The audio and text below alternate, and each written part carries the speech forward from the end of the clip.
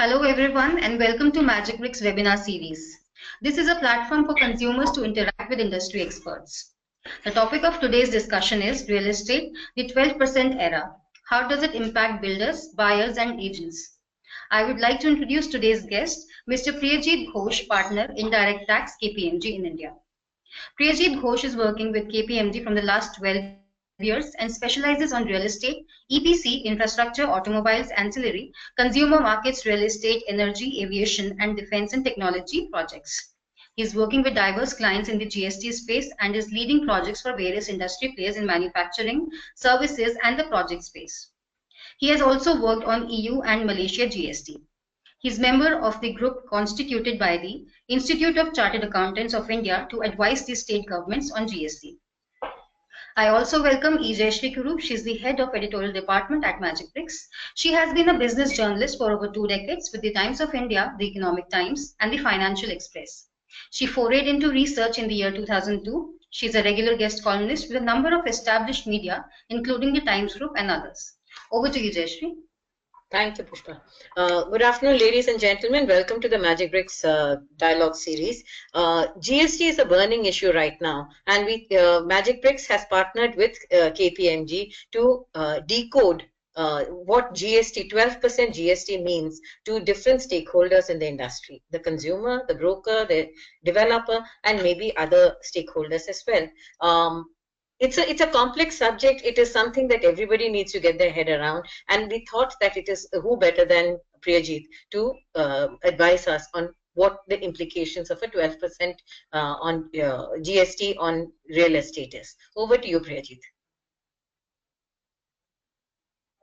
Thank you, Jayashree. So we are doing a two-series webinar, and the subject is complex. And not only complex, it's quite new. So we don't have too much of judicial precedent, understanding of the law, and also because of the fact that the government has come out with the rules and laws in a fairly short time.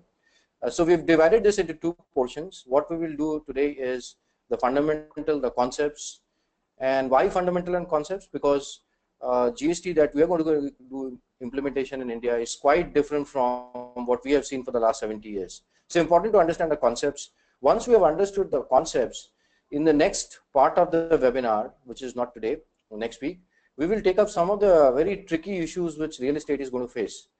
And these issues are going to be something which is going to take a fairly long time before it gets settled and everybody has clarity about how things are going to be. Now, before getting into the presentation, one typical fact that I want to remind you about, that even for the last 70 years of indirect taxation, you still have litigations coming in, right? So for every portion of the law, the interpretation is something which plays a key role. Our endeavor with KPMG and Magicbricks is to simplify the whole law. And while we simplify the law, there will be certain areas in which we will take up questions at a later part of the discussion. And the typical issues, which are, I would say, a more complex issue, which would need understanding of the law, we'll take up in the next part of the webinar. So important to understand the concepts, because what I find often is the concepts are something which is often missing, and our endeavor is to reach out to as many people as possible and talk about the concepts before we apply them. So what we'll do over next an hour is we'll tell you how GST framework is going to work in India. Then we'll tell you what are the key aspects of the GST law. Now, important to understand the framework, because the way GST is going to work is going to be totally different from what we've seen today. The key aspects of the law is again a distinguishing feature between what is happening today and what will happen from.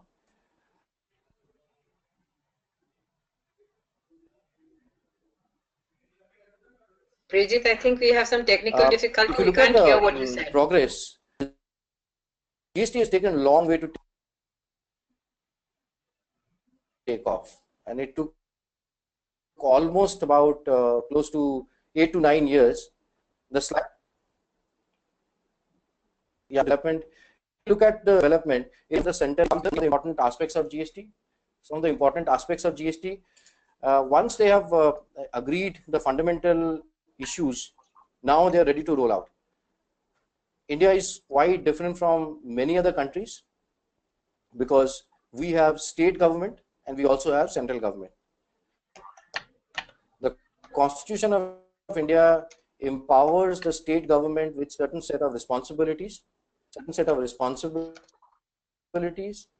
and to carry out those responsibilities, they would need independent source of revenue. Now, the reason need source because they simply want to spend it the way they like it. As a result of which, we Pushpa, we are facing some difficulties. dual GST in India, which means one part of GST, the other. Priyajit, I think there is a problem with the transmission. Yes. I think we are facing technical difficulties. We are not able to hear you very clearly. Could we have that last bit again, please?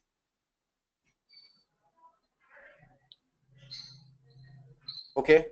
All right. So let me change the if it is helpful.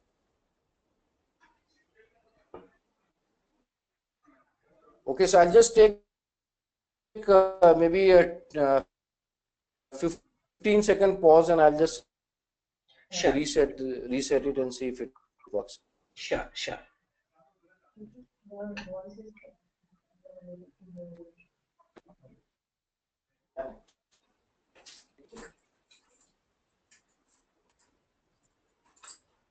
I switch to the dial-in?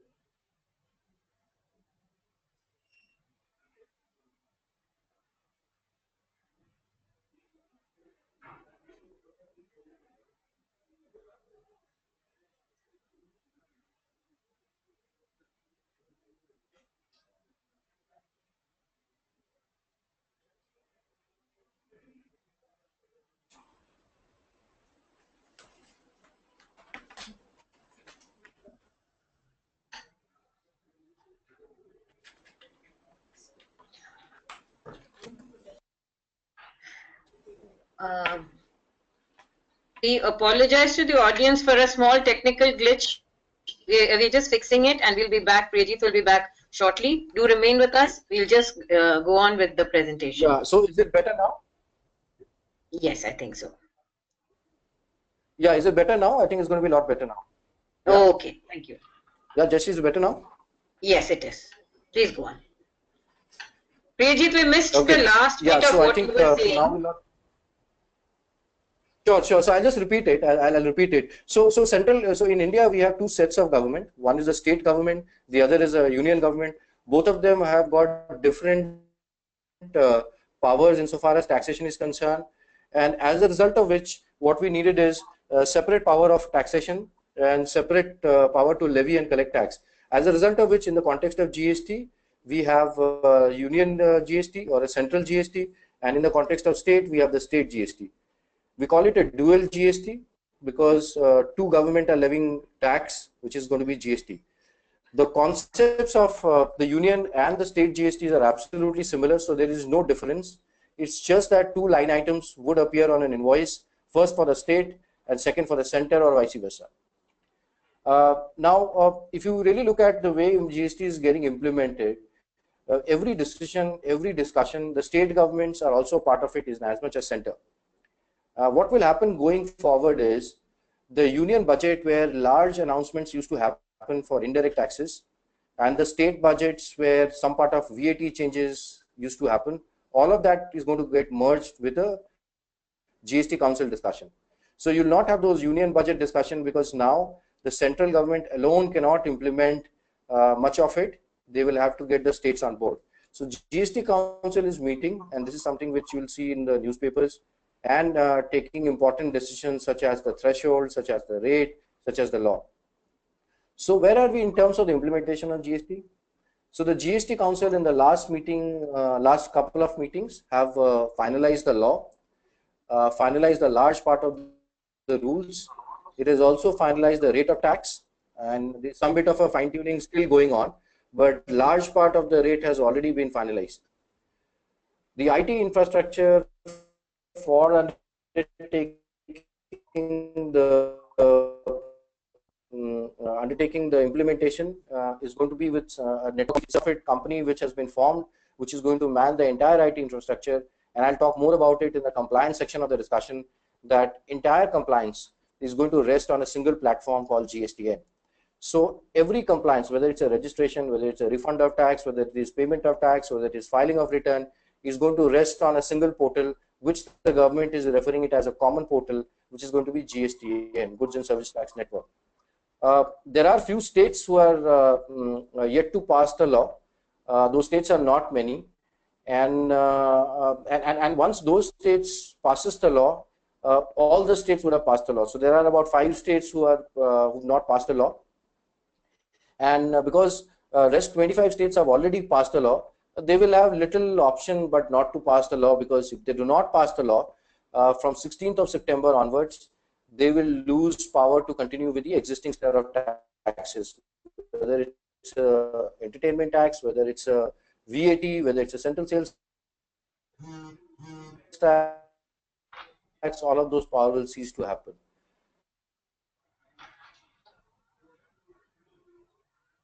The other discussion which is going on under GST is something called e-waybill, and there's going to be an electronic waybill, and that is something which the government is still under discussion, because the requisite infrastructure to build that e-waybill facility is something which is not in place, and I'll talk more about the e-waybill facility. From here, what we'll do is we will dive into a little deeper and then understand the features and the aspects of GST. So in India, like I mentioned, we'll have a dual GST, which means for whatever the goods and services that you buy, 2 governments are going to levy tax, first being the central government, the second being the state government. If there is an interstate transaction of goods and services, then the name changes and it becomes IGST, or Integrated Goods and Service Tax. Now, there's nothing much to talk about IGST except the fact that the central component and the state government, the state component have been rolled into one tax called IGST. The other feature about GST is place to supply rules. These place to supply rules will play a very important role in determining the correct tax, and I'll talk about place to supply rules in the context of real estate in just about a few minutes. Now, in terms of the number of laws that you have, there is no single law under GST. There are multiple laws. The multiple laws works on the same principle. So what are those multiple laws? To begin with, every state will have its own state GST Act and state GST rules. So Delhi will have a Delhi State GST, the Delhi GST Act. Haryana will have a Haryana GST Act. So those are all state act. And when I referred about passing the law by the states, 25 states have already implemented or already passed the state GST Act. The balance are left to be completed. Coming to the central part, the central union government has enacted central GST law. The IGST, or taxation of interstate transaction, that's a separate act. That is something the Union of India has already passed. So center has done its bit, or center has done the legislation part of it. What they are right now working is the rules, which is more of an implementation part. So you have act which will give the power. It is the rules which will implement those powers. So implementation is still in progress, and the rules are slowly and steadily getting finalized. Coming to what are the taxes which are disappearing, which means what are the taxes which will discontinue under GST? Almost all the taxes that you see today. So let me take examples. So from a union government perspective, the central excise, the service tax, the 2 portions of the customs duty, which is CVDA and SAD, is going to disappear and merge into GST. Now, when I say disappear and merge into GST, what it simply means is they will discontinue. It is not that excise, service tax, and CVD and SAD is getting merged into central GST. It is simply disappearing. And from a state component, there are a lot of taxes which are disappearing. So you have VAT, or a value-added tax, which is disappearing. You have entry tax that is disappearing. Octroi is disappearing. Purchase tax, entertainment tax, luxury tax, the various kind of cesses that you have, cesses and surcharge, are all disappearing. Now there are certain exceptions to the cesses. I'll not go into those details, but broadly to remember, all those is disappearing. Now what is not disappearing is important to understand. basic customs duty is not disappearing. That means basic customs duty will continue to apply the way it is applying today. The customs cess is also not disappearing. So there's a cess that applies on customs at the rate of 3%. That is not disappearing. Stamp duty is not disappearing. Now this is a big one, because for all real estate transactions, there's a stamp duty that applies today. That stamp duty would continue to apply the way it is for the days to come. Now, whether it is for a completed property or whether it's an under constructed property, the stamp duty principles will remain same the way it is today. Electricity duty is also not disappearing, which means the electricity duty will continue to apply. Balance, all the taxes are disappearing and merging into GST. Now, what we need to understand is we don't need to link up VAT with state GST and all that, because all of them are disappearing, and we have a new two taxes coming in, which is state GST and central GST. If it is a local transaction, if it is an interstate transaction, the terminology changes and we call it IGST. Again, IGST has got two components, state GST and central GST. But as a taxpayer or as a tax administrator, we don't need to bifurcate between what is state, what is central. We charge IGST or we pay IGST and we take a credit of the IGST that we have paid. In terms of the sectors, not all sectors are getting into GST. So alcohol, which is fit for human consumption, and electricity is going to be kept outside GST, which means apart from petroleum product, which means alcohol, electricity, and petroleum product would continue with the same set of taxes that it is paying today. So, for instance, for alcohol, state excise duty would continue. For electricity duty will continue. For petroleum product, excise duty and VAT will continue. The petroleum product are only 5 products. It is not any kind of product.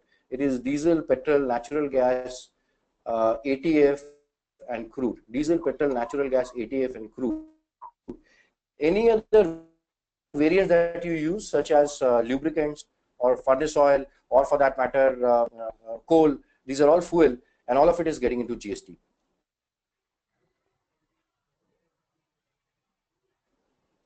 Now, for petroleum, they have retained a power to bring it under GST from a date the GST Council would. Yes. Okay. Can you hear me better now? Now I can hear you. So go on to the next slide. Let's go on to the real estate section. Okay. So from the real estate part, stamp duty is going to continue. For petroleum, the existing taxes would continue, and finally they'll merge for some time in future. Yeah. Okay, from here on, what I will explain to you are some of the very important concepts under GST. The GST would apply on a concept of supply. So there is no sale, there is no manufacturing, there is no provision of service. It's linked to supply, and definition of supply is wide enough to cover all of it that I've spoken about. If you really want to understand it very simply, if there is a transaction between the two parties where either the services or goods are exchanged, there is a price for the services, there is a price for goods, then it gets into the definition of supply. There are certain exceptions to it, like for example, in case of a stock transfer, there will be a GST. The stock transfers are also covered within the definition of supply.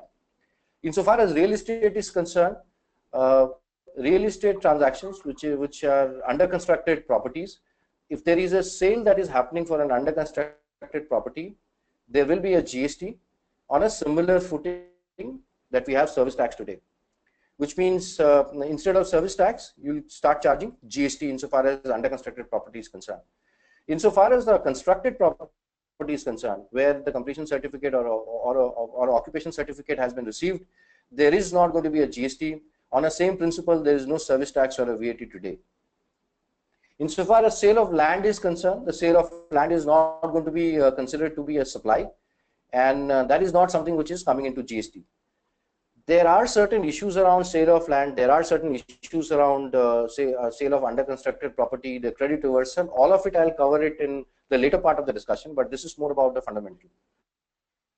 The other point that we need to remember is, if I make a free of cost supplies, that means I have supplied certain goods free of cost, right? So I give cement to my contractor free of cost. I give steel to my contractors free of cost.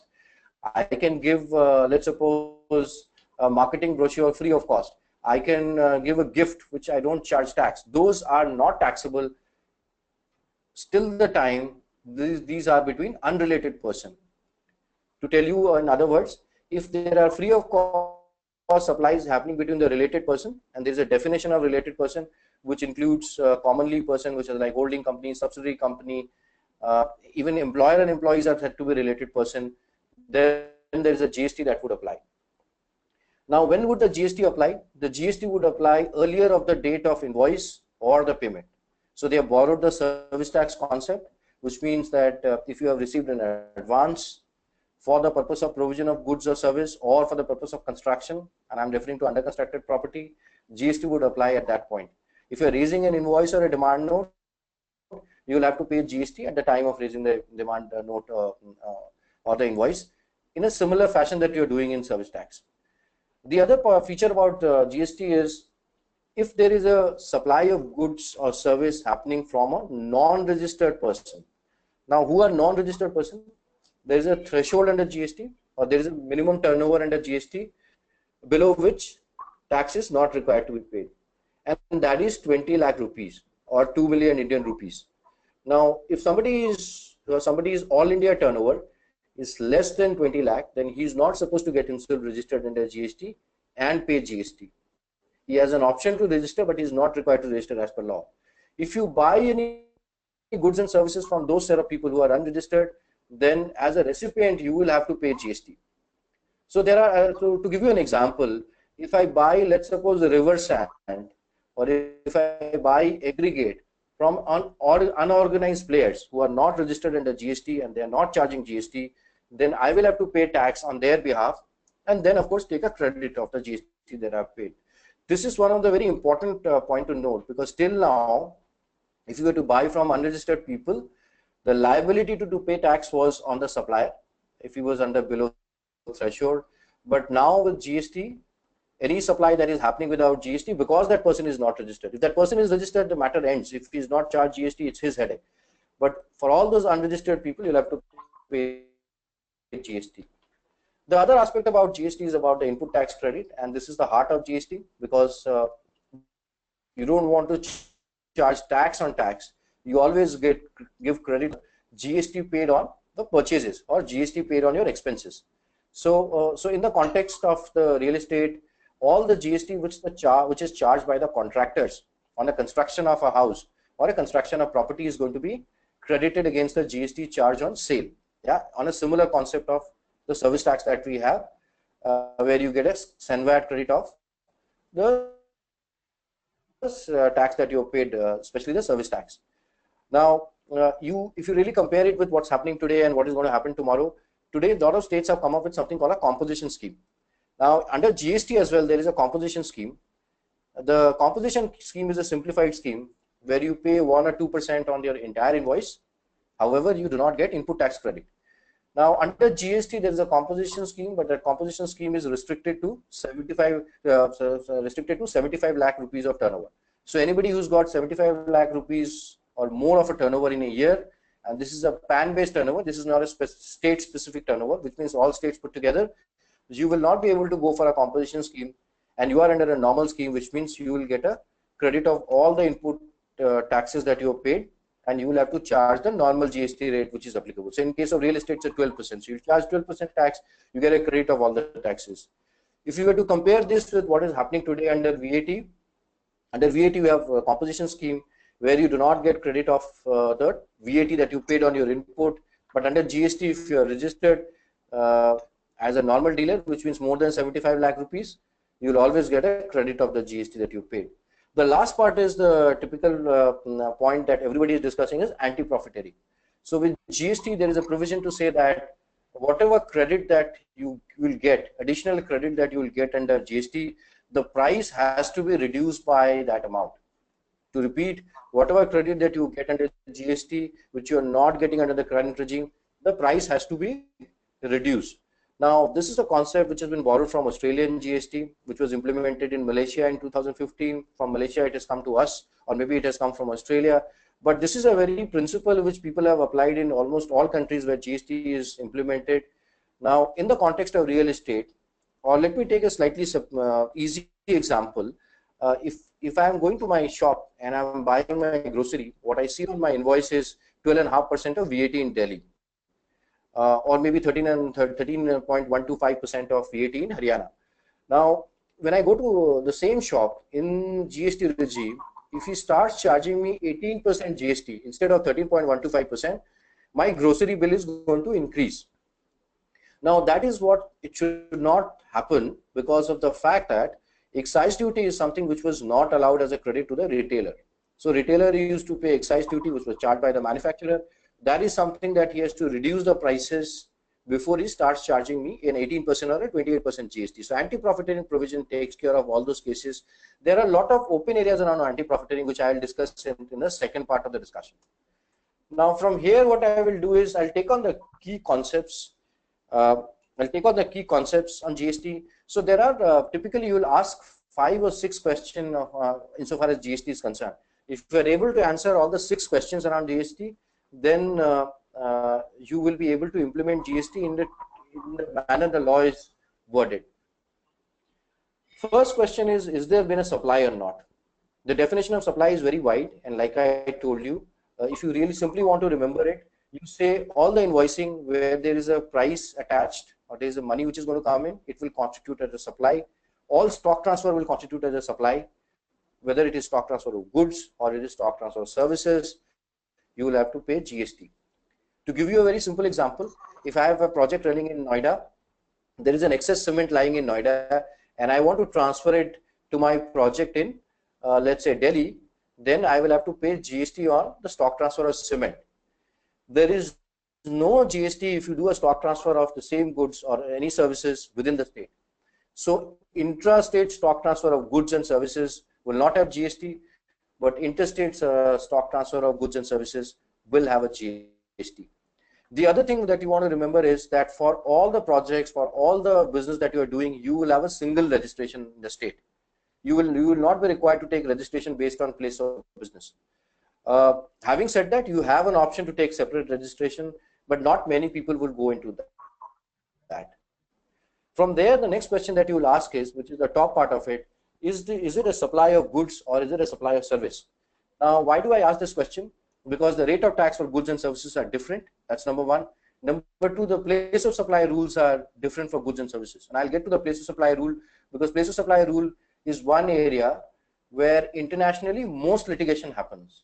The most litigation happens in case of place of supply rules. Now, what are place of supply rules? And the place of supply rules essentially determines which state, in case of an interstate transaction, is going to get the revenue. Now, for real estate, it is the location of an immovable property, which means if I am selling a real estate property, which I'm selling a real estate, or I'm selling an under constructed property, constructed property do not have GST. If I'm selling an under constructed property, it is the state where the property is located, which means I will pay GST to the state where the property is located. If you are an architect, if you are an interior decorator, if you are a surveyor, if you are an engineer, you are a construction contractor, you are a real estate agent, all of it is something that is going to be the place where the property is located. Now, what does it mean? It means that if you are located in the same state where the property is located, you will charge a CGST and SGST. You will charge it will be a local transaction, because the place of supply, and I did not mention and I did not say contract, right? So contract has no relevance, invoicing has no relevance. What is the relevance of is where are you located as a service provider, as a supplier, or as a contractor, and where is the property located? If both these two places, which is where you are located and where the property is located in the same state, then it's a local transaction. You charge SGST and CGST. Let's take an example where these are in different states, which means I am doing a architect. I am an architect, and I am doing a design for a property which is coming up in the state of UP. I'm doing a design for a Noida project, and my office is in Gurgaon, which is Haryana. So this will have an interstate GST, or this will have a IGST. You will not have to go and take a registration in the state where the property is located. Let me repeat, there are a lot of confusion on this aspect. You will not have to go and take a registration where the property is located unless and until you have an office there or you have sufficient permanency there. Now, it is a very complex subject to say where you have where you have an establishment where we have an office. But just to keep it very simple, your office location will not change unless you decide to open a new office. Let me give you an example, and why I'm kind of spending a little more time on all the other aspects is this is a very big area of confusion. People think that I will have to take registration in every state where there is a project located. So let me take you an example that is a slightly separate example, that I'm a real estate agent and I'm sitting out and I'm selling the property from let's suppose Chandigarh, and the property is located in the state of Noida, or in the state of UP, sorry. It's a Noida property. I will always charge IGST. I will not have to go and then take a registration in the state of UP. The IGST that I charge, the developer will be able to take a credit of that IGST, right? But if I'll take a slightly different example now. If I am a contractor and I am doing a shell work, or I'm doing an mechanical, electrical, plumbing work, I'm doing a finishing activity, I have an office located in the state, I have a site office, I have my stores maintained in the state, then I already have an office. Then even if I have a different office, because the office in the state is closely connected with the supply, which is construction in this case, I will charge a local tax, right? So that transaction is going to be local. Now, for in case of a services, if you're not talking about immovable property, you're talking about something else, then it is generally the place of the recipient, which means that if I am, let's suppose, providing an advertisement services to a real estate property, then it is going to be the recipient, which means where the recipient is located, which in almost all cases is going to be where the property is located. Insofar as goods are concerned, it goes by the destination of goods. So if I supply cement from my Noida project to my Delhi project, because goods are crossing from one state to the other, goods are going from one state to the other, the place of supply rule will say that it is the destination of goods. So in this case, the place of supply is going to be the state of Delhi. Now I am located in Noida, the place of supply is in Delhi, so this is going to be an interstate transaction, or I will charge IGST on the stock transfer of cement, which the Delhi project will be able to take a credit on. Yeah, so the place of supply rule is very important, and this kind of would answer a lot of questions. But for real estate, it is going to be location of property. The key highlight of the discussion is that you do not have to take registration in each and every state where you are undertaking a project. You will have to answer one important question, is that do you have sufficient permanency and human and technical capital, or sufficient set of people who are present in the state. If I've taken an office, there are a large number of people. If I'm not taken an office, I've opened a site office, you're likely to have a place of supply. You're likely to have an office in the state, as a result of which you'll have to get yourself registered. Now from there, we'll move on to the value of supply, which means on what is the value on which the GST would apply. Now the value of supply is going to be plainly explained, is going to be the supply price, or the price that you will charge if these are between the unrelated party. And if you really look at 95, not even 95, but 99% transaction happens between unrelated parties. That means whatever prices that you charge, that is the value on which the GST would apply. Okay. Now there are certain exceptions. I'll come to the exceptions separately. Now the definition of values specifically includes, there are certain aspects, and this is important to understand. Any tax, duty, cess and fee other than GST. Now for Noida project, for the Haryana project, you have something called EDC, something called IDC, something called a license fee. All of this is going to get into the value of GST. So earlier, a lot of people would have, or in fact, most of the people would not have paid service tax on EDC, IDC. Now all of those are going to get into GST. Yeah, and then there are certain issues around it, and I'll take the issue separately. The other part which talks about is the expenditure incurred by recipient and not included in supply. Now what happens is that if I supply cement to my contractor, the contractor needs cement for the purpose of construction. Now he has not incurred the cement, because cement is something that I've supplied to him free of cost. When the contractor is going to bill to me, he's going to include the value of cement, because that is something that he was supposed to incur and he's not incurred. So there are additions which are going to happen, just like service tax. Now, all the other incidental expenses, if I charge, let's suppose, a late payment fee, and late payment fee or penalty for a delayed payment, all of those are going to get into GST. There are very few payment which you can say that it will not be subject to GST. If you give a discount later on, which means I have agreed a price with my buyer, I have paid GST, let's suppose it is 100. Tomorrow I want to give him a discount after having paid GST on 100. I now say that your price has become 90. I would give you a discount of 10. If I want to claim a reduction on account of GST, that means I want to claim an adjustment of 10 rupees worth of GST that I have charged, then that scheme should be known in advance, and also it has to be linked with the original invoice. That means I'll have to take adjustment based on the original invoice. There are certain issues around it, but I deliberately not getting into those issues because it's important to get the concepts before we start talking about the issues. Okay. Now, if it is a related party, then what happens? Okay. Now, this related party definition is important when you're talking about two people who are holding subsidiary, common management control. Even in case of a stock transfer, a similar concept applies. What they're saying is you determine the open market value of supply. If you do not know the open market value of supply, which means I'm stock transferring something that where there is no price, then there's going to be 110% of the cost. If you cannot determine the cost, then any other reasonable method. So either we take a market value. If there is no market value, then the easiest method is to go for 110% of cost. Now, what are the element of cost? How do you calculate the cost is a slightly different discussion. We'll take it up at a later point in time. The other point to note over here is what the GST law also says is that for stock transfer, you follow the same valuation methodology. That means you adopt a market value. If there is no market value, you take cost plus 10. However, if the recipient location is able to take credit, then any value that you put for the purpose of payment of GST would be accepted. Let me repeat and give you an example. In case you want to do a stock transfer of cement from Delhi to from Noida to Delhi, in our old example, I will have to pay GST on that bag of cement that I'm stock transferring. Now, how do I value it?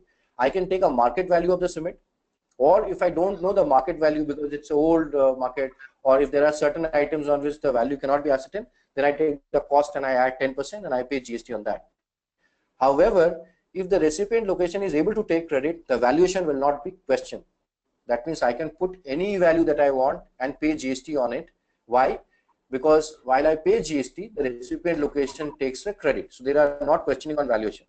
We will come to a separate discussion where how do I value certain those transactions, what are the good practices to value separately. From here on, the other point of discussion is time of supply. The time of supply is about the earliest of the event. It's absolutely same on the service tax principle, except even in case of goods, the advances are taxable. So services concept, which means earlier when I was getting when I was sending a demand note to my customer, I had to pay GST, I had to pay service tax. Tomorrow I'll pay GST. Earlier when I was getting an advance money from the customers, I had to pay service tax.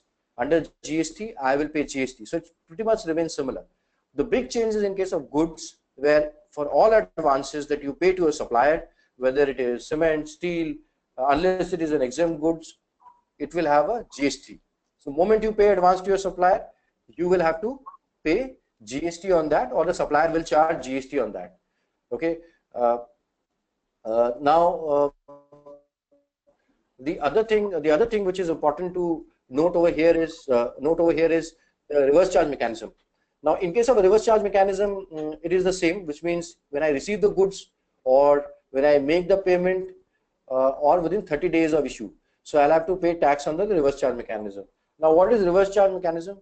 So today in service tax, if you are using certain services such as, for example, rent a cab, for example, legal services, for example, transport of goods by road, you have to pay the tax. You have to pay the service tax. The same concept has been borrowed under GST, which means for a certain set of services, you will have to pay the GST. Like, for example, the legal services, like, for example, the rent a cab, you'll have to pay GST in all those services. And then, of course, you can take a credit of it. Okay, now last part is, of course, that the rate of tax. Now, having determined the value, having determined when the GST would apply, having determined where is the place of supply, I will have to determine the rate of tax. Now, what I've done is I've kind of put in few common items and I've compared the rate with the current rate versus the previous rate. The current rate versus the GST rate. The important point to note over here is that whatever GST that you pay, all of it is going to be available as credit, provided you are using to make a taxable supply. Now, what is taxable supply? Simply put, where you are going to pay GST on your billing. So, cement is 12.5% today. If you add to everything together, it almost about 28% that you pay today, because excise is something which is not allowed as credit. VAT is again not allowed as credit. So 28% today is becoming a cost almost. Steel is almost about 16-17% you are paying today. That is going to go into 18% bracket. Services from 15 it is becoming 18, which means the services are going to get expensive. But please remember that whatever the GST that you pay on cement, steel and services, all of those are going to be allowed as credit, provided you are making a taxable supplies. And I'll come to the taxable supplies separately. For the invoicing for under constructed property. Now this is about the under constructed property. This is not about the completed property. For under constructed property, you're paying service tax today and you're also paying VAT. VAT is generally not allowed to be charged in states like Delhi and Maharashtra, Delhi and Haryana. There are states which allows you to charge VAT, like Rajasthan. There you will have to pay, instead of service tax and VAT both, you will pay a 12% GST. 12% GST is going to comprise of 6% of CGST and 6% of SGST. So you'll have two line items coming into invoice. Instead of service tax today, the Swachh Bharat says, the Krishi Kalyan says, all of those items will go away and you'll have two line items coming in to say CGST and SGST. Now, please remember that we cannot compare 12% with, on your left hand side, service tax of 4.5% or 1%. Reason being that there is a credit which we were earlier not getting on all the items except for service. Except for services, we were not getting credit in most of the states. I'm aware of certain states where the VAT credit is allowed against the output VAT liability, but there are a lot of states where even VAT credit is not allowed. Excise was never allowed against the service tax, so you will have a saving. So you will have savings on one hand, and you will have an increase in the output tax rate on the other hand. So you'll have to do the maths, which takes into account the saving of input tax credit and also the output tax at 12% vis-a-vis 4.5% that you're charging today. Now, the next part of the next important part is there are two more concepts which has come into GST, and these two concepts are a really important concept, and this will have a lot of litigations coming around. I just thought that I'll touch this before I use it to make you realize how these concepts are going to pose challenges or issues. First concept is, which I have not written over here, is the works contract. Now, works contract used to be any contract where there is supply of goods and service both till for the last about 30 years. Yeah. Now the concept of works contract has changed. Any contract where there is immovable property coming in, or there is a construction of an immovable property, or services in relation to immovable property, where there is goods and service both, those are works contract under GST.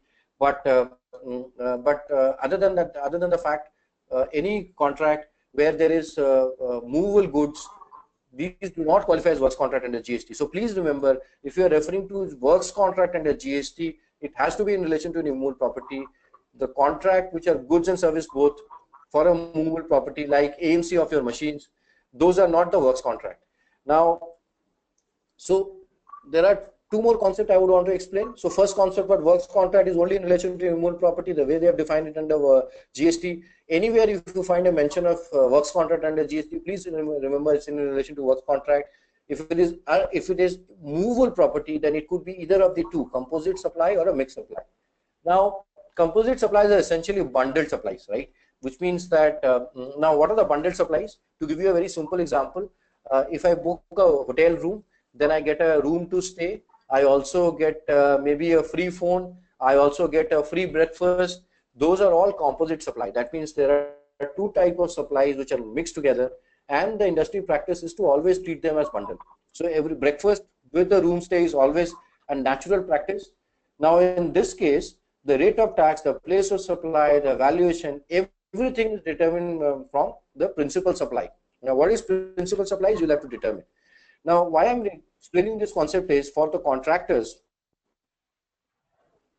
If there is a construction happening, the construction is going to be treated as a service, even if it has got a lot of goods element, a lot of it is going to be treated as a composite supply, unless you bundle the two unnatural stuff. Now, what could be unnatural stuff in the example that I've given you? I'm giving you a room, and I am also giving you, let's suppose, consulting.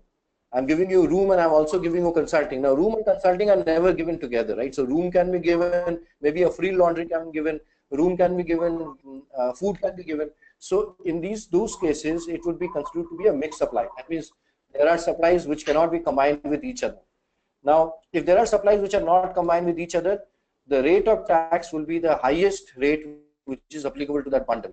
So, all the contracts that you have done so far, which has got supply of goods, supply of services, you will have to determine, is it a composite supply, is it a mixed supply?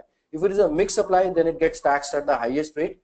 If it gets taxed under the highest rate, then of course we will have to see whether whether you will be able to take a credit of that tax or not, or whether your customers are going to take credit. So composite supply and mixed supply are going to be two important areas where there is a bundle or where there is a number of items which has been put together. Now, from here on, what I would move on is, what I do is, I'll just take you the example that I have kind of explained you earlier, that in this example, what I've done is I've shown a typical demand note, okay, and I'm saying that basic selling price is 100 rupees, and this is the basic selling price is 100 rupees, and then there's a service tax of 30% at the rate of 15%, so 4.5 rupees of service tax. Then you add the VAT. So my basic sale price, including the taxes, if I'm allowed to collect the VAT, is 105.6.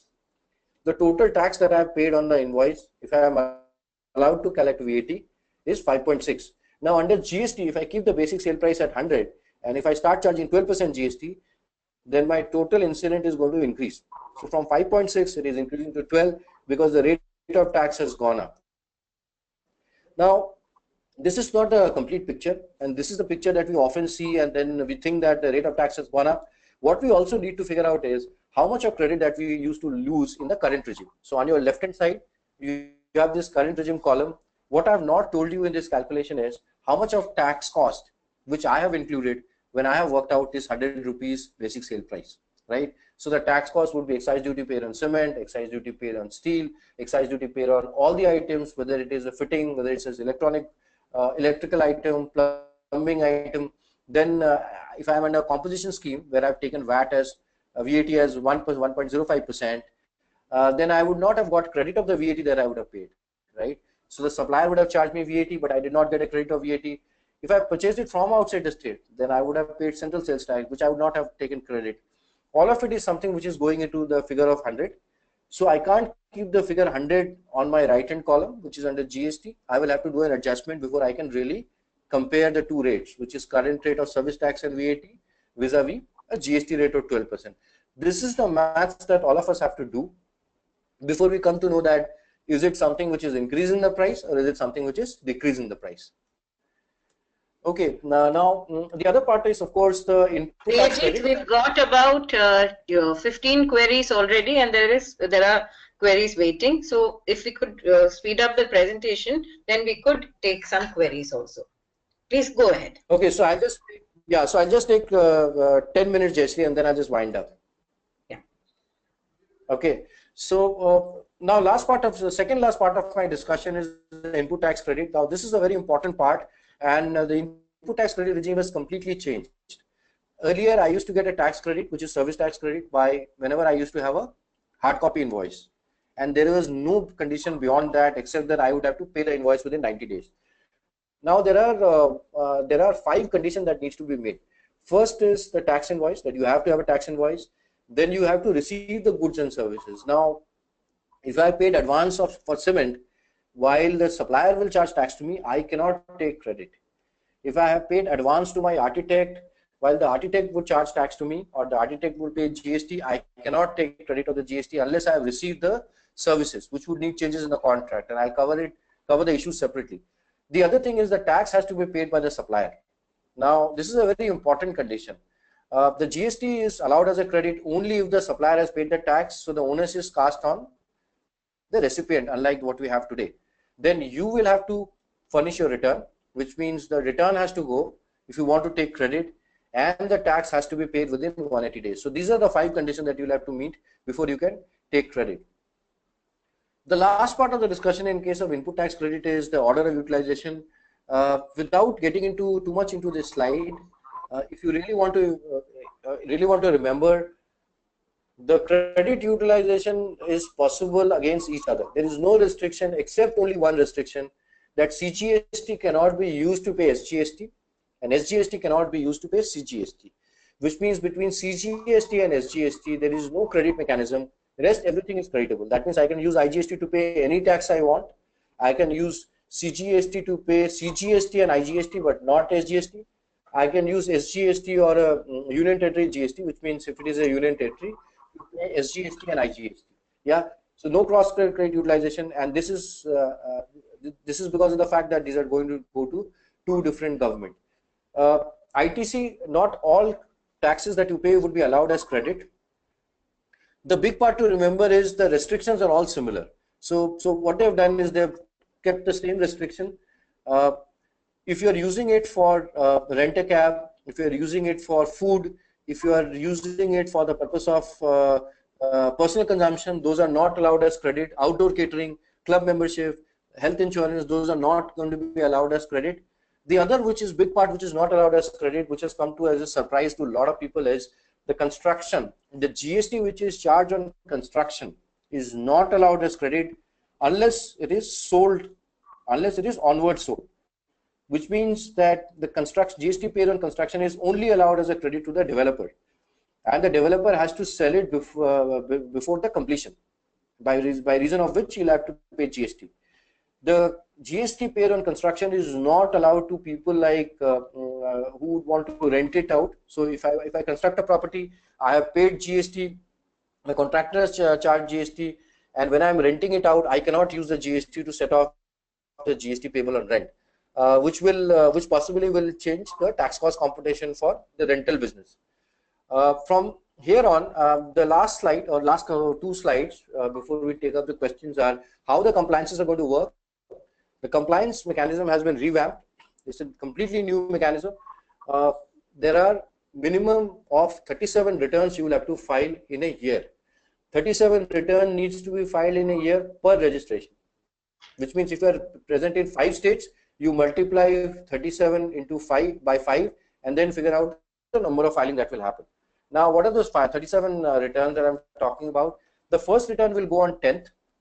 So you will have to file the return on 10th as to what are the billing that you have done. Now, the billing has to be reported on an invoice level. It has to be reported on invoice level unless you are billing it to unregistered person. So developer billing it to customers, one line item needs to be reported. All the invoices need not be reported. There is another misconception going on that all invoices needs to be uploaded. No invoice needs to be uploaded. Only the data in relation to invoices needs to be uploaded. If you are supplying it to a registered person, that means if you are constructing it to, let's suppose, for a person who is registered under GST, then you will have to report separate line item. If I'm charging rental to registered person, I'll have to show separate line item. I will also have to mention the GSTIN of the recipient so that the credit is parked in his account. Now, 10th, I would do the submission, which was my billing. On 15th, or before 15th, I will have to submit my input tax credit detail.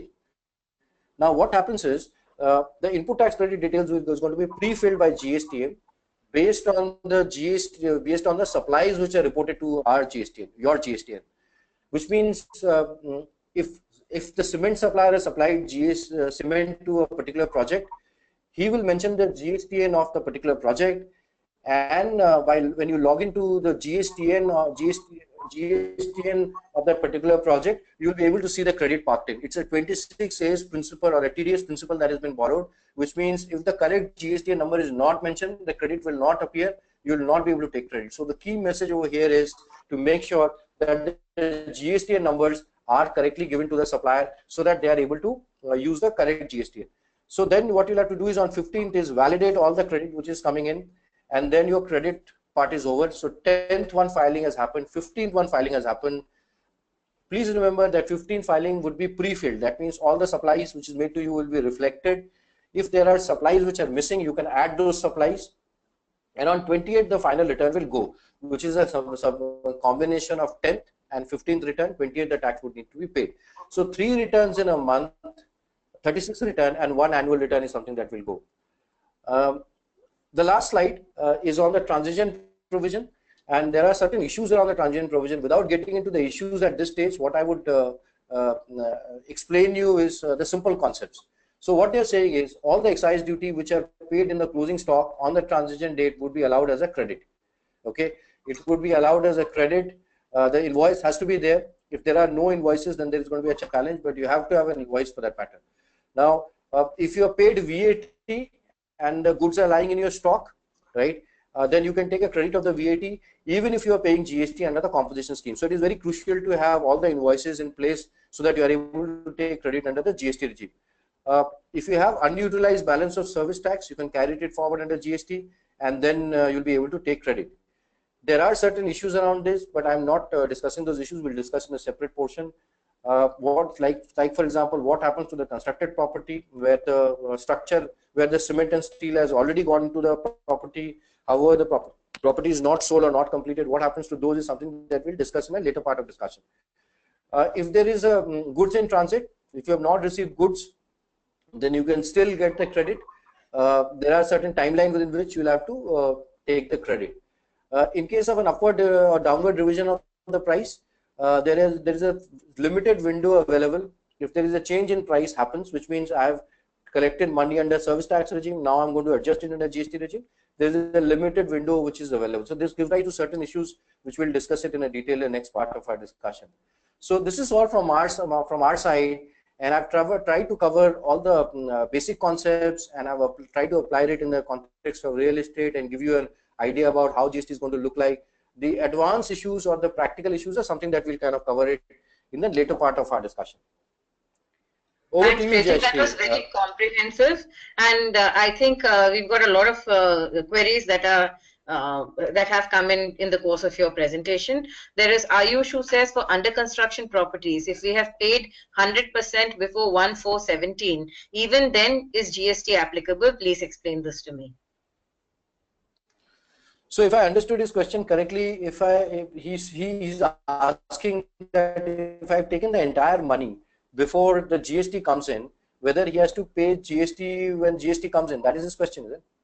He's saying if he has paid 100% before 1st April, even then is GST applicable for an under construction No, property. so then that no, the GST will not apply because the point of taxation or the point in which the tax applied has already occurred under service tax, and that is something which the GST will not bring in a new taxability. Sure. Now we've got Mehak from Delhi who says, I want to buy an apartment in Delhi NCR within a 50 to 60 lakh budget. How much rise can I expect in prices in this market? Now this is a query that we keep getting. Will GST raise the price of properties? It's a very complex question because like I mentioned, if you followed, it's a question of how much of credit which will get unlocked, and we know the rate of tax which is going to come in, but we don't know the credit. Now, different property segment has got different kind of credit. So let me give you an example. If I'm building up a property, which is a fairly basic construction, I would say, then there are not many goods that is involved. But if I'm building a high-end property, my definition of high-end is not in relation to price alone, but the goods which are getting in, there will be a large number of goods. So in case of a high-end property, assuming that there are a large number of goods, and I'm not referring to expensive property alone. My definition of high-end property is where there is a lot of goods. Like for example, you're giving a fit out, you're giving a lot of items, there's a lot of finishing material going on. As a result of which the price also increases. There will be a significant reduction possible, but one will have to do a match. Preliminary analysis suggests that the prices might go down, but there are a lot of other issues which are involved. And one of the big important issues which are involved is the constructed one. Right. So what you need to understand is if the developer has already constructed a property, he's already put in the construction material, right? And it has already gone into the structure, which means it's already done. The completion has not happened. Will the price reduce on those property? Now, this is a very tricky question because you're not going to give credit to those developers for the VAT that is paid about 2 years back, or the excise that he paid about 1 year back, or so they're not going to get credit, right? On the other hand, the tax that will apply is going to be at the full rate. So there may not be an immediate reduction on those, but what will happen is over a period of time, especially for the new projects, the prices are definitely going to come down, at least for the tax reason. And I'm not commenting on the other factors, but for the tax, the prices are definitely going to soften. So Mehak, what Priyajit is saying is that for new properties, he expects the prices will be lower, but for existing properties, it's a complex calculation, and it depends on what the input materials have been, so that how much credit can the developer get, and that will determine. It's actually going to unfold over the next few months as developers get their head around this, and I think the market will evolve, and that's why we will keep continuing to bring experts to answer your queries. There's Jamil Ahmed who says, I'm a prospective buyer, shortlisted a property in Noida, but holding a decision due to uncertainty in GST rate. How much do I have to pay GST if the property costs about 50 lakh? This is a consumer query. Should I pay GST when I buy a property, and how much? So if the property is already constructed and the occupation certificate or completion certificate has been received, then you will not pay any tax today when you buy That's number one. Assuming that has not happened, when you buy today, you will pay a service tax at the rate of 4.5%. Tomorrow you will pay a GST at the rate of 12% if the prices remain same. Which means that if the property is completed, the tax that you see on an invoice, the property is constructed, but the occupation and completion certificate has not been received, which you can check with your developer. The tax that you will see on an invoice today is lower than what you will see under GST. It is not known today, like what Jayashree explained, is for the property which is constructed already, whether the prices would go down right on the day one, because a lot of the credit is not available, and if the developer has already sunk in his money, whether he'll go ahead and kind of revise the prices because of the credit which is going to get in future projects, right? So which is a very difficult situation to be in. But if you were to really talk about the tax alone, then today's tax is 4.5%. You don't see the VAT. Under GST, it's going to be at 12%. Right. So the consumer pays if you buy an under construction property where the occupancy certificate and the completion certificate is not received, you have to pay your GST at the new rate of 12%, right? As a consumer? That is correct. And if it is received, then you don't pay service tax, you don't pay GST. That is correct. Yeah. If you buy into completed property, you don't have to pay GST. There is Arun who says, what is the status of land abatement under GST for payments linked to construction stages? Earlier, it used to be 75% or 70% depending upon certain criteria. So what they have done is, Arun, is earlier we had this lower rate of service tax, which is today 30%, not 100%, because of two factors. One is the land, another is the goods under service tax. So because under service tax, they can't tax the goods, they can't tax the land. Now with GST, they've not put it at 18% because 18% is a normal rate on services, right? So they have not put it as 18%. They have put it at 12% to take care of the land. So there's not going to be an abatement over and over 12%. 12% is supposed to take care of the abatement on account of land as well. Okay. There is Dhirendra Singh who says, what is the status of land cost abatement under GST? I think similar query. Let's go on to there's Mahendra Shetty who says, I'm buying an under construction apartment. How does GST affect me? The apartment building is already constructed 90%. But if it's not got an occupancy, I think it comes in the under construction phase, right? That is correct. That is correct. That is correct. So for all our consumers who are asking queries about how they will be impacted, if you buy a completed project with occupancy certificate and completion certificate, it is considered complete and no GST is applicable, so you do not have to pay any taxes, but any GST. But if you are buying any property in whatever stage of construction it will be, till it has got occupancy and completion, you will have to pay a GST at the rate fixed for real estate, which is 12%. Right, Priyajit? That is correct. That is correct. Oh, there is there are some couple of members from the audience who have said that, can you enable this presentation to be available on Magicbricks? Yes, of course, we'll keep it on Magicbricks. We would like more and more people to read it. So come back here, you will see Priyajit's presentation. And remember, Priyajit comes back to us Absolutely. next Thursday to talk about what are the problems. So once you've read this, absorb this, there will be more queries. He's still available to all of you. Now we've got Anju Mahajan from Assam who says, will GST give a push to the government's affordable housing agenda?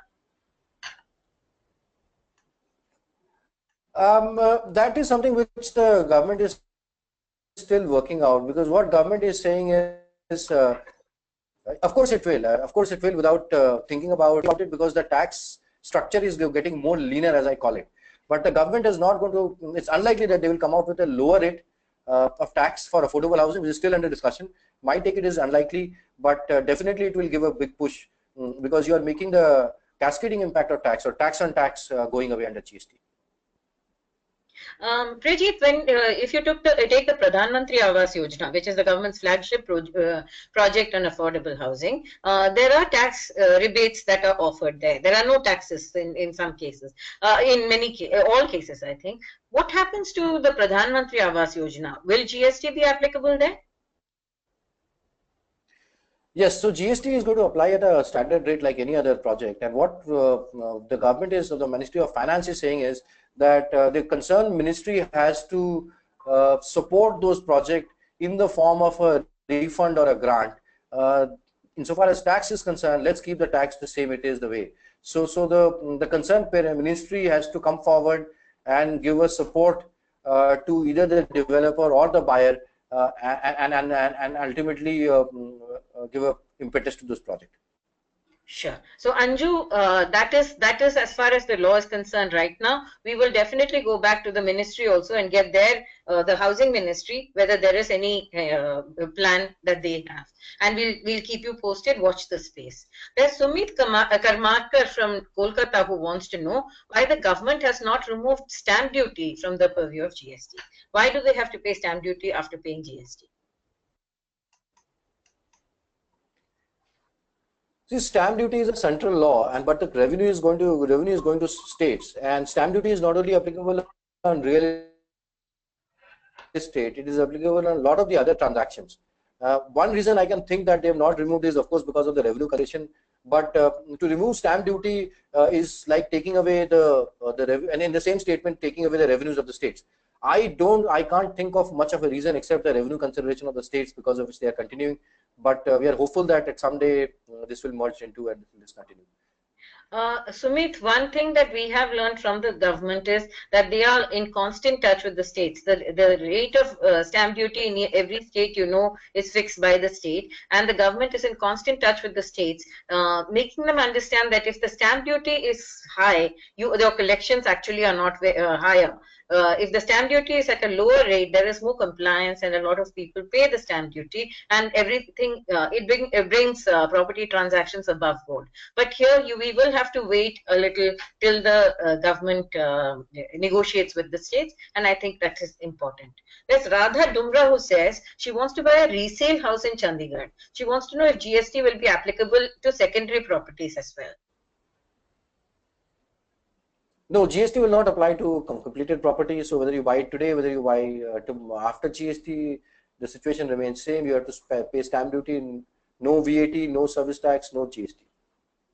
Right. Rather, that is, and that gives consumers another reason. We found that over the past 8-9 months, the consumers' interest in property, because of lots of delays in the market and so on, the consumer has started looking for completed properties or buying from the secondary markets, so that you don't have to take the risk of delay. But right now, there's one more reason for you to actually consider the secondary markets, and that is because there will be no GST. If it is completed and you've got an occupancy certificate, that is something that you won't have to pay GST on.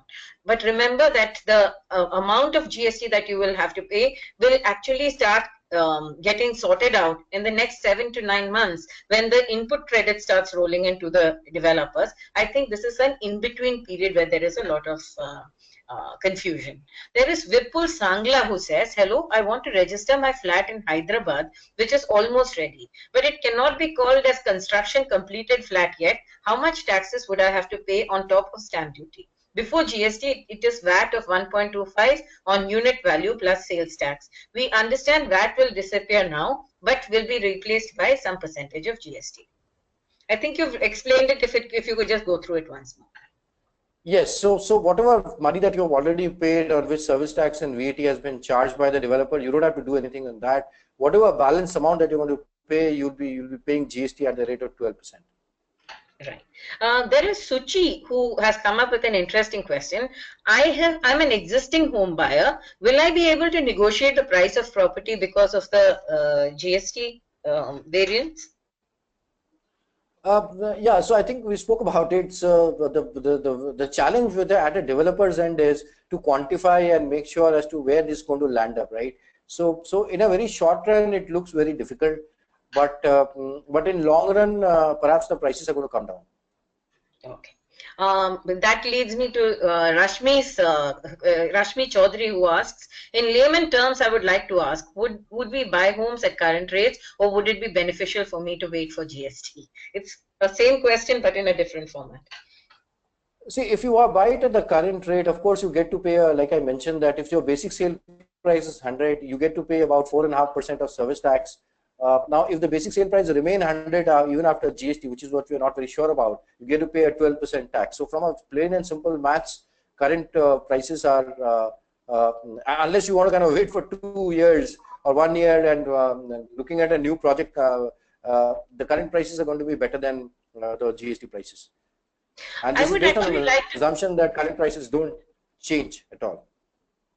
Exactly, and that is the important thing. Price of property is not dependent only on taxation, not only on GST. Remember, the market has been in a slowdown for the last 2 years, and it has remained flat, and prices have more or less corrected themselves. There is a lot of completed stock in the market, and you know, it's at lower prices and consumers can have a choice today. But assume that consumers start getting active, and when they start buying the completed stock, there will be a period when there will be less stock in the market. At that time, GST or no GST, the prices will go up, because it's a simple economics, cost economics. If there's more demand and less supply, the prices will go up. So it's not as though GST is the only factor that is going to determine the prices of property in the market, and I think you have to be able to understand the entire property dynamics of the locality or the city that you're buying in. You wanted to add anything there, Priyajit? No, I think it's perfectly perfect statement, because taxes do not govern always the prices in India, right? There are a lot of other constraints which developers are facing. So it is just one part of the story, and the other part, this one part of the story is not better understood or not understood and tested so much. So I guess GST is just one part you want to keep in mind, but not the only part. Right. And then we've got Dinesh Tamde, who says, I have purchased under construction flat in Maharashtra. Agreement is registered prior to 31st of May 2017. At the time of registration of agreement, VAT at VAT at 1% is paid under the Maharashtra VAT Act. Service tax is paid on the payments made in advance. Now, can the builder ask for GST at 12%? How can I get credit set-offs and VAT on the purchases of builders? Okay, so it's a good question, and you've taken my first issue, which I was supposed to discuss in the next week. And it's a very awkward situation, and it's not a very happy situation to be in. And these are one of the few issues that we are going to highlight. Technically speaking, you should not be asked to pay GST again on the price that you paid. But here is the question of law, maybe not properly syncing up with facts, and there are some ifs and buts attached to it. But I would, while you may not get a credit of it, but I would tend to believe that you will not be asked to pay GST again on the same price on which you have been asked to pay VAT and service tax. Right. And the government is actively considering these queries, and it's worth raising these queries to the GST Council, right? Yeah, there are a lot of open issues that we are going to discuss next week, and one of the open issues is what happens to the ongoing project, because whatever money that I've paid in the past and whatever material that I've purchased it, I already have sunk in my tax cost, right? And those tax costs are something that I'll never be able to recover. Now, how do I make sure my customer who's kind of going to pay the price is going to get benefited out of 12%? Right. We've got Vijay, Priyajit, these are the last few questions. We've got another, I think, Yes. 7 to 8 minutes left. Vijay Yes. says, hi Priyajit, this is Vijay from Bangalore. We are a service-based company registered with GST, and we have a subcontractor who's not registered with service tax GST. Should they add charge for GST with their bill invoice, since we are registered with GST? He's registered, his vendor is not. Should they include the charge? Yes, so you're right. So if your supplier or a vendor is not registered under GST, you will have to pay GST on the invoice that he's going to raise it to you without GST, and then of course you get a credit. The other way is you can ask him to get himself registered. He'll get a credit of the expenses that he's making, and overall the cost for you is also going to go down.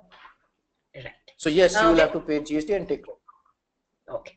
And there's Ankur Dhawan who says, if I have already bought a property at a given BSP and have paid 50% amount in earlier regime, now going forward, I will make my payments in a GST regime, which is higher than the earlier regime. So the developer should reduce my basic sale price to avoid anti-profiteering. Is that how it happens? Yeah, practically speaking, yes, and in concept you are absolutely right. But then there are certain issues which developers are facing, we kind of taking stock of those issues. One issue is of course the taxes that is already paid. For the ones which are going to come in future, the construction which has not happened, this is a possibility which every developer would look at to kind of rationalize the prices, because at the end of the day it's a competitive market, so nobody would want to kind of charge extra. And the price correction will happen, but this will take a few months before everything becomes clear. Right. There's Sagarika Sahu who says, if there's a PO for steel which has tax included and we have already paid 90% advance, then what is the impact of GST on that? Okay, so if you paid 90% advance on the PO, you will not have paid any tax, because tax today do not apply on advances. And I'm sure you're referring to excise duty and the VAT, because it's goods you're talking about. Under GST, as he invoices it to you, which is going to be the invoice value, he will charge tax to you, and which is going to be GST, and you'll be able to claim credit of that GST. Okay. Rashmi says she has selected a property. It was constructed long ago, almost 2 years ago, but he says he will give me new quotes with GST. Is that possible? See, there is the same issue that we are facing, because this guy has already sunk in so much of tax cost in it, and if the rate of tax is made applicable at 12%, he doesn't have an option but to kind of give you a revised quote with 12%. And this is where we are talking to the government, and we are saying that for the ones which are substantially complete, there has to be some relief which has to be brought in before 12% is made applicable. Okay. There is Manoj N who says, I'm going to buy one under construction flat. So after GST implementation, whether I have to pay more or less tax compared to service or VAT. I think we've answered that query many times over. We'll take the next one. Yes. Manoj, Priyajit has already told us that if you're buying it, if it is under construction, you have to pay the new GST rate of 12%, whereas the previous one was 4.5%. After another few months, there will be a credit that the developer gets, and therefore it will be the prices are expected to rationalize. There is our last query for the day today, Dhaval Vidwans, who says, what happens if I have already paid 80% money to the developer along with service tax before 1st July? Do I pay 12% GST only on the 20% sum? Yes, you'll pay 12% on the balance sum. on the balance. Thank you so much, Priyajit. Thank you, consumers, for actively participating. I think it was one of the most exciting sessions because remember that 12% GST on real estate has not really been discussed threadbare, which is why we've asked Priyajit to come and discuss with you over 2 sessions. It was a long session in the where he was explaining it to you, making the presentation available to you. Please read, understand. If you have queries, come back to our forum and keep posting your queries, or send it to us on editor@magicbricks.com, and we'll be happy to pass it on to Priyajit. I'm sure he would like to answer whatever queries you have. He will be back with us next Thursday, same time, 1 to 2, maybe till 2:30, where he will be explaining the problems that that have to be addressed, and also he will be taking your queries. Priyajit, Yeah, so just one closing remark. Yeah, so just one closing remark is, when I go to the next week's discussion, you'll realize the amount of problem which the developers are facing, right? And why they are facing this problem, because the law is new. And when you apply, when you draft a law, when you want to kind of apply it in a complex situation, real life situation, there are certain corrections that you'll have to do. And this is where this is what has happened in the service tax as well. The same problem that we faced in service tax many years ago when service tax came in. But today we don't talk about those problems anymore. So while we'll talk about the problem next week, our expectation is that this is something that this is something that we'll be able to resolve this in maybe 1 or 2 months time. So next week, all that we have to make sure is, or be cognizant about the fact is, the developers are also facing a lot of challenges while we expect a price reduction to happen. Right. Thank you. Over to you, Pushpa. With that, I would like to thank you for participating in this webinar session. Keep posting your queries at Magicbricks Real Estate Forum, www.magicbricks.com/forum. You may also write us to at editor@magicbricks.com. Thank you, everyone. Have a great day. Thank you.